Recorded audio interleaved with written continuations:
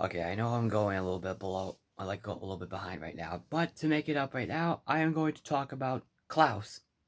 Yep, I'm going to be talking about the new animated film from Netflix called Klaus. And on why not? It is Christmas time, so and plus the year is about to end soon, so I might as well talk about this one before I go see Star Wars. Or it's Episode 9, The Rise of Skywalker. So anyway, Klaus. This is the Netflix animated feature that was made by what Sergio Pablos, who used to work for Disney Animation. He did he helped out with the animation for Aladdin, Hercules, Tarzan, and The Hunchback of Notre Dame. But he was also one of the co-creators of Despicable Me, from what I heard. Alright, so that's pretty cool. And one of the reasons I was excited for this movie is because of the way it was animated, and I'm a sucker for hand-drawn animated films. Was and I thought it looked pretty good as well. And for what I'm hearing, that this is actually not only a great film, but it's also one of the best animated films ever. Oh boy, yeah, pretty much is it. It pretty much it is. I think this movie is a masterpiece, in my opinion. It is probably the best animated film of the year, along with the Lego Movie 2, the second part. But so, oh let's do. Hold on one second.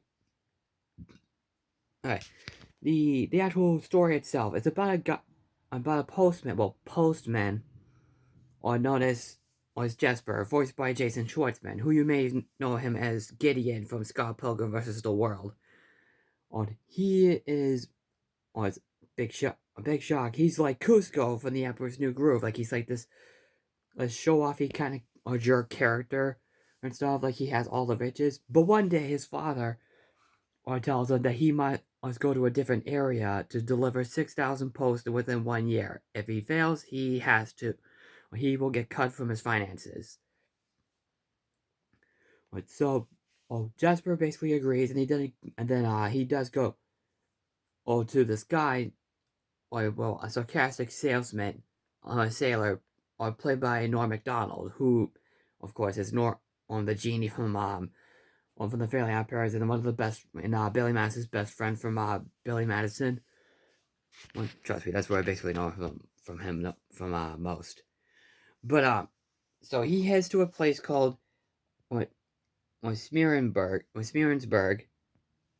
Or again, of course, it's a very tough town where, or much like Romeo and Juliet, where there's or like one family facing off another family and stuff. Well, it's not like a Romeo and Juliet story. It's basically like that kind of same thing. Like some people have like a feud with each other.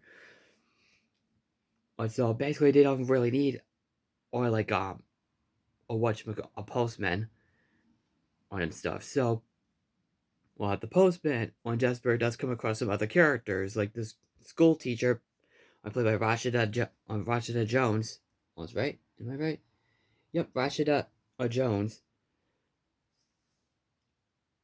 And our two main villains of the picture are not are one of them played by Joan Cusack and Will Sasso. Will Sasso, this curly right here from the Three Stooges movie, well, also a Mad TV star as well.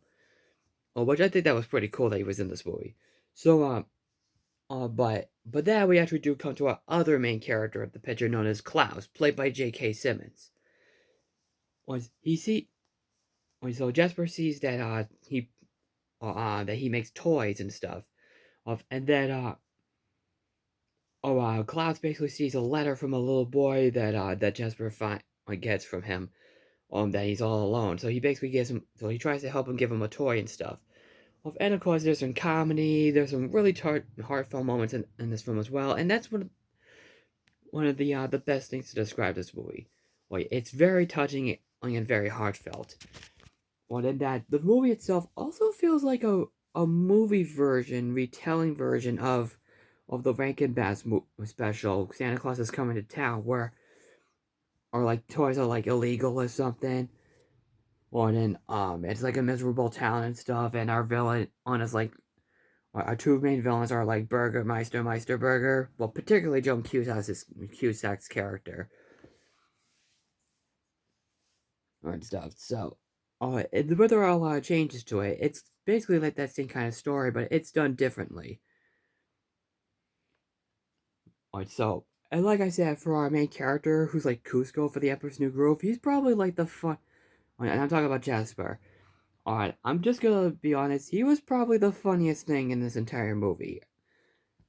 Alright, like there was a lot of jokes involving him, like trying to get through the chimney, like trying to deliver toys and stuff, and there's like misery going on, and there's a bunch of jokes of him and stuff, and I think the film itself is really, really funny.